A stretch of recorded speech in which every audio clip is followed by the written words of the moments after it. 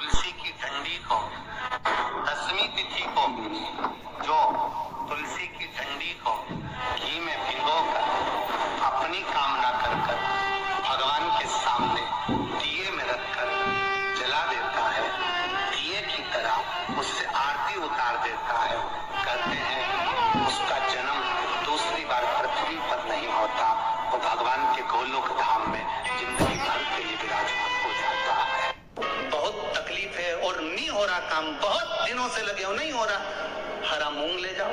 मूंग के दाने तो रहते हैं घर में, केवल 31 मूंग के दाने लेकर जाइए, 31 चावल के दाने लेकर जाइए और 31 ही बेलपत्र लेकर जाइए। शंकर जी के मंदिर में जाओ, 3 चीज लेकर जाओ, मूंग के दाने, चावल, बेलपत्र। चावल जो 31 लेकर गए हो, अपनी कामना कर शंकर जी की देहली पर रख दो, चौखट पर, कहीं पर भी एकांत में उसको रख दिया जाए। मूंग के जो दाने लेकर गए हो 31, वो नंदी के पास में, जो नंदी का पांव ऊंचा रहता है उस पांव के पास रख दीजिए।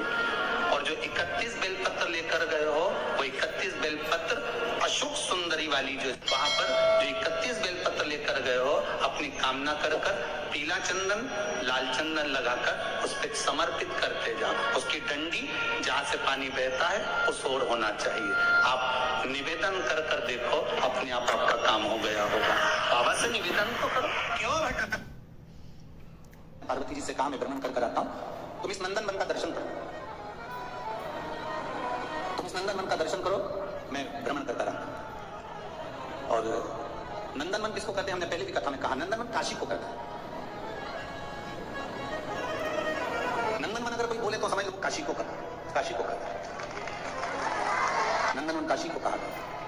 और भगवान देवादिदेव महादेव ने कहा कि मैं आप नंदन वन का दर्शन करो, मैं भ्रमण कर आता हूँ। शिव जी भ्रमण के लिए निकल गए, भगवान शंकर भ्रमण के लिए निकल गए और नंदन वन का दर्शन माता पार्वती जी कर रही थी। थोड़ी देर बाद आकर बाबा देवादिदेव महादेव बैठ गए। जैसे ही शिव जी बैठे, पार्वती जी पीछे से आकर उनके नेत्रों को बंद कर ली। जैसे नेत्रों को बंद करा, नेत्र का स्पर्श माता पार्वती जी के हस्त कमल से हुआ। आंख बंद करते से उनकी आंख से एक आंसू निकल गया। उस आंसू से एक बच्चे ने जन्म ले लिया जिसका नाम अंधकासुर। क्या नाम है उसका? अंधकासुर। उस बच्चे ने जो जन्म लिया उसका नाम अंधकासुर था। अब अंधा तो गोदी में माता पार्वती जी ने लिया और पार्वती जी ने गोदी में लेकर भगवान शिव से कहा कि ये मेरा पुत्र है, आपके द्वारा प्रकट हुआ है, इसको मैं अपने पास रखूंगी। शिव जी ने मना कर दिया, नहीं पार्वती, ये मेरे नेत्र बंद करने के बाद प्रकटा। एक कथा हमको सीखने के लिए है।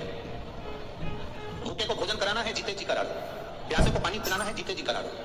लंगर लगाना है, जीते जी लगा लो। हम उल्टे चलते हैं।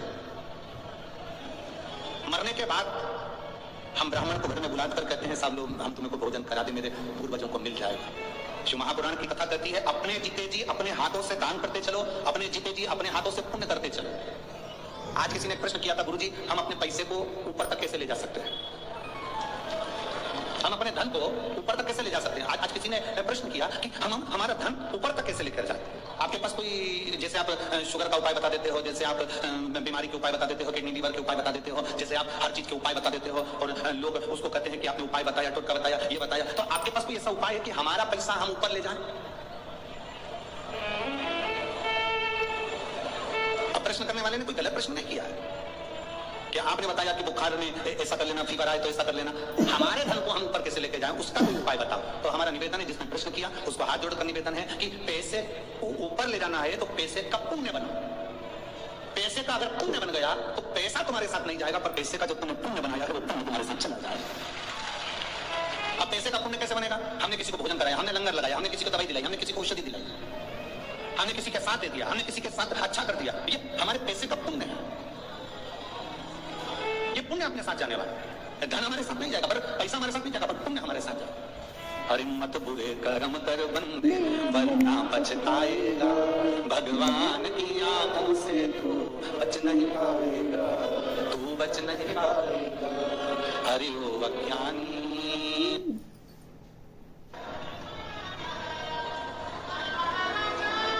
लाख आप अपने बच्चों का ब्याह करना, लाख आप अपनी बेटियों का ब्याह करना, अपने भाई का ब्याह करना, इसका ब्याह करना, उसका ब्याह करना, जो आनंद आपने जो 7 दिन की शिव पुराण में लिया होगा वो आनंद तो आपको विवाह में भी नहीं आएगा, क्योंकि भक्ति भगवान की है, ये अविरल भक्ति।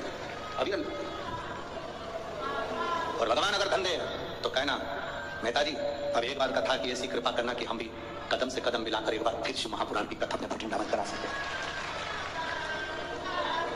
ऐसी कृपा। और दया की ना होती जो आदत तुम्हारी, दया की ना हो जो आदत तुम्हारी, तो सोनी रहती अदालत। गरीबों के दिल जो जगह तुम न पाते, तो किस दिल में हो इबादत। आपके मन में जो भाव हो उसको श्रेष्ठ बनाइए, श्रेष्ठ। जब श्रेष्ठ भाव प्रकट होगा तो शिव अपने आप प्रकट होगा, अपने आप। शिव को मिलने में देरी नहीं।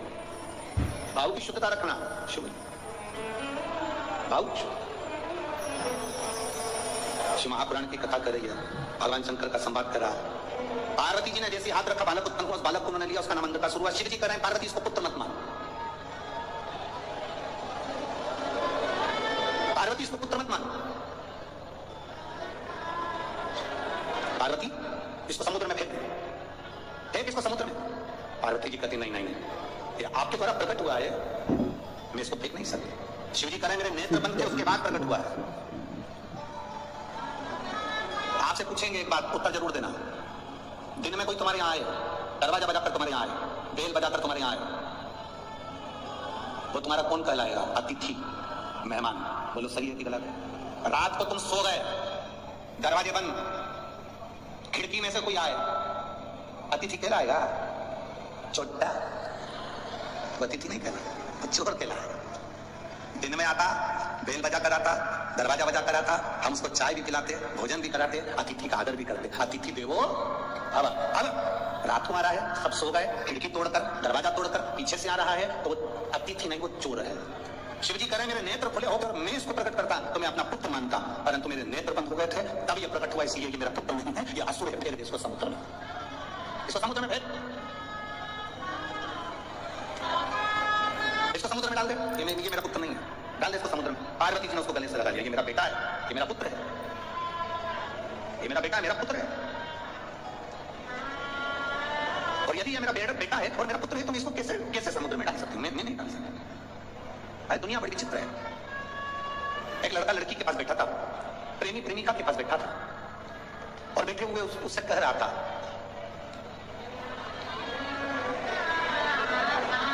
प्रेमी प्रेमिका से कह रहा था, तेरी आंखों में मुझे पूरी दुनिया नजर आती है, पूरी दुनिया नजर आ रही है, तेरी आंखों में मुझे पूरा जहान दिख रहा है, पूरा जहान। एक पास में व्यक्ति बैठकर रो रहा था, वो व्यक्ति इसके पास आकर बोला, भैया, ए भैया, बोलो, आपको आपकी इस प्रेमिका की आंखों में पूरी दुनिया नजर आ रही है, 2 दिन से मेरी भैंस खो गई है, तुम ढूंढ दो उसका एड्रेस।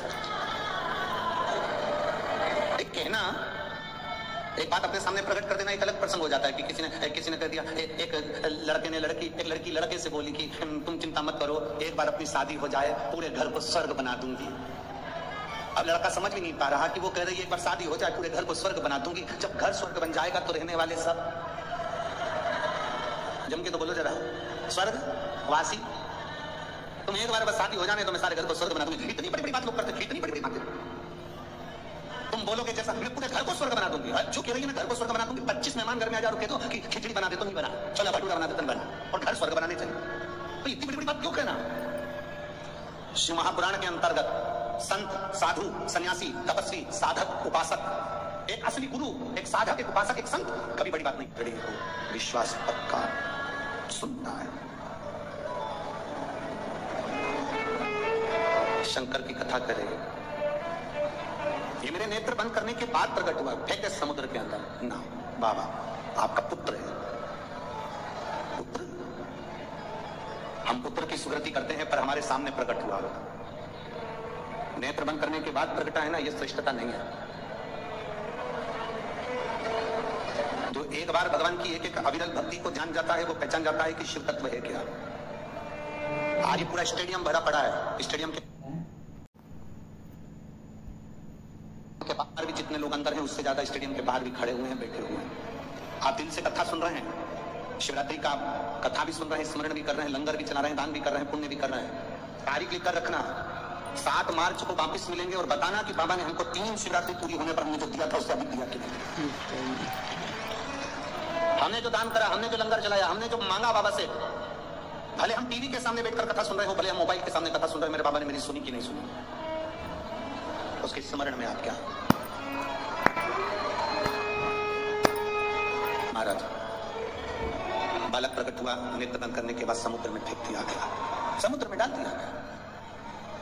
और समुद्र में जब उस बालक को फेंका गया तो नीचे जब हिरण्याक्ष ने उस बालक को झेल लिया और उस बालक को पाल पोस के बड़ा करा, हिरण्याक्ष के प्राण छिड़ गए, बरहा भगवान प्रकट होकर हिरण्याक्ष को मार दिया। हिरण्याक्ष के जाने के बाद अंधकासुर बड़ा हो गया।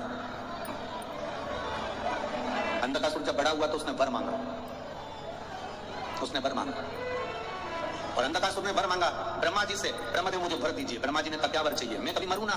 ब्रह्मा जी ने कहा यह कभी नहीं हो सकता कि जिंदगी में कोई अमर पैदा हुआ, मरना तो पड़ेगा।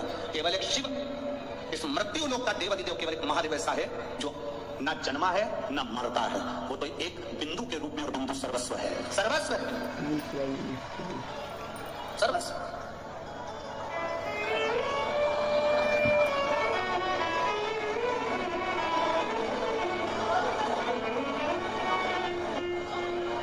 भारत की भूमि पर एक शिव जी का मंदिर ऐसा है जहां गुरु नानक देव जी बैठकर,